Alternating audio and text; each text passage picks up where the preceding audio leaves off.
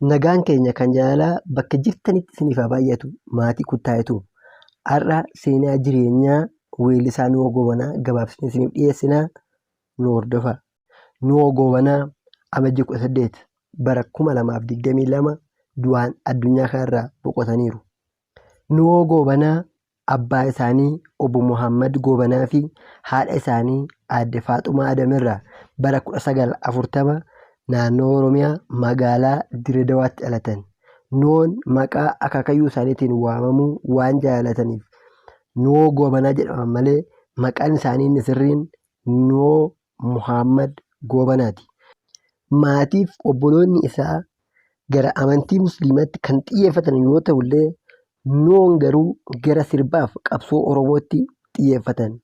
Mootummaan Dargii sochii isaan naannoo jireenya isaaniitti hiriyoota isaanii wajjin gochaa jiran waan hubateef xiyyeeffachuun bara 1968 hidhaaf akka saaxilaman isaan taasise. Erga hidhaa irraa gadhiifamanii booda sodaa jireenyaaf qaban irraa kan ka'e gara biyya Jibuutiitti baqachuun biyya Jibuutii keessa jiraachuu jalqaban.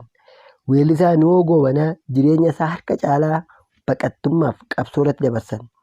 Biyyoota akka Jibuutii, Yemen, Saawud Arabiyaa, Xaaliyaanii, Kaanaadaa fi Keeniyaa keessa baqattummaan dabarsanii jiru.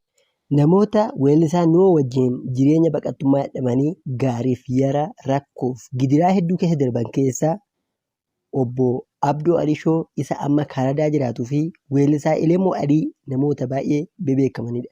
Nuwoon albama isaa jalqabaa Jibuutii irratti kan hojjete yoo ta'u, mata dureen sirbichaa qeerroo mataa tuutaa jetti. Qeerroo mataa tuutaa hin jarjariin suutaa jechuun sirba qabsoo Oromoof gumaache keessaa kun isa jalqabaati. Weelluu isaa harki 70 sirba warraaqsaa yoo ta'u, weelluu jaalalaas hedduu sirbeera. Albama isaa isa lammaffaa biyya Saawud Arabiyaa keessatti kan hojjetu yoo ta'u, mata dureen albamichaa yaa galaana jiruu jetti.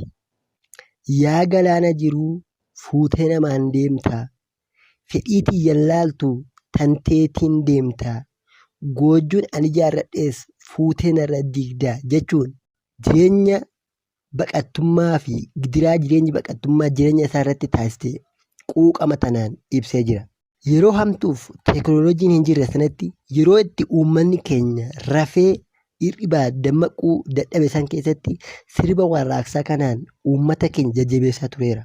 Maatiif ilmallee kan horate biyya Saawud Arabiyaatti yoo ta'u, boodarra garuu Saawud Arabiyaa irraa gara Ijipti, Ijipti irraa gara Xaaliyaan, Xaaliyaan irraa gara Kaanaadaa imaluudhaan yeroo dheeraaf biyya Kaanaadaa keessa jiraateera.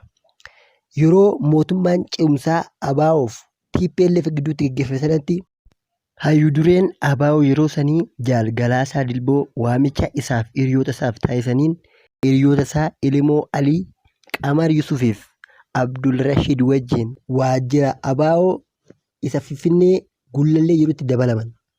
Gaafa mootummaan ce'umsaa shira mootummaa wayyaaneen gatate sanattis qabsoo Oromootti otoo abdiin kutatiin gara Kaanaadaa deebi'uun qabsoo Oromoo finiinsuuf sirbaaf weelluu isaaniitiin sirba warraaqsaa sirbuu itti fufan.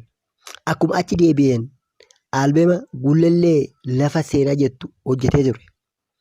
Gullallee lafa seenaa baay'eedha kan si yaadatu Oromoon isin irraa fudhatu jechuun quuqama Oromoof Oromoo Finfinneef qaban albama isaanii kana keessatti sirbanii turan. Nuwoon waggaa 13 as jireenya isaanii biyya keessatti taasifatanii jiru. Nuwoon haadhota manaa 4 kan fuudhan yoo ta'u, isaanirraa ijoollee 6 godhatanii jiru. Ijoolleen isaas yeroo ammaa kana Ameerikaa, Jarman, Kaanaadaa fi kaan isaanii immoo biyyuma Itoophiyaa kana keessa kan jiranidha.